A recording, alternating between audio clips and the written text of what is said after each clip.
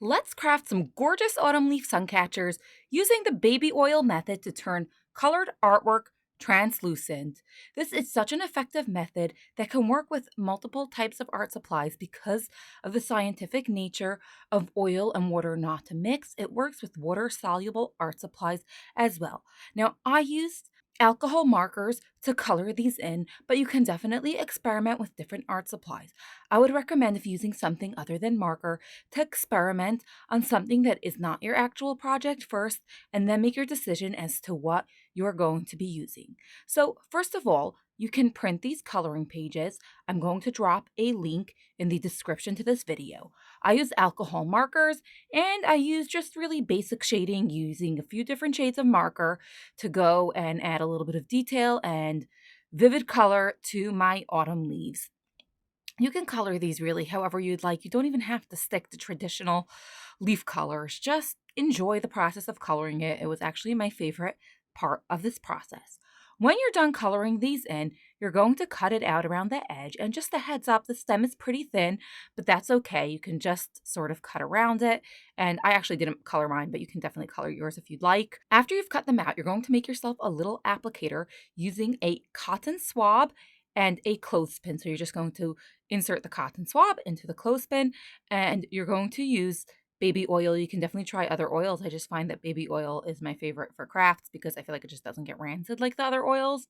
And you're going to pour a little bit of baby oil at a time onto the cotton swab and just stab it onto your leaves. Now, you can definitely try soaking these in baby oil. You do want the baby oil to sit on it for a little bit because you want it to absorb into the project. However, I wanted to keep things relatively neat, and I felt that this was a very kid-friendly way to do this process. So go ahead, keep on reloading, and totally soak your leaf with the baby oil. Now, one more drawback of this process is that it's going to be hard to hang. So I would definitely recommend that if you want to make sure that it hangs very well, you can sandwich these in between two sheets of contact paper or do something like that. It won't stick to it. It's very hard to stick things to an oily surface. However, it will stick around it and then you'll have it encased in something like that. I do include other methods of hanging it in my blog post, but I personally use nanograb dots. Those are like those clear mounting tape dots. It worked quite well. It didn't stick like very strong, but it sticked strong enough to hold it on the window.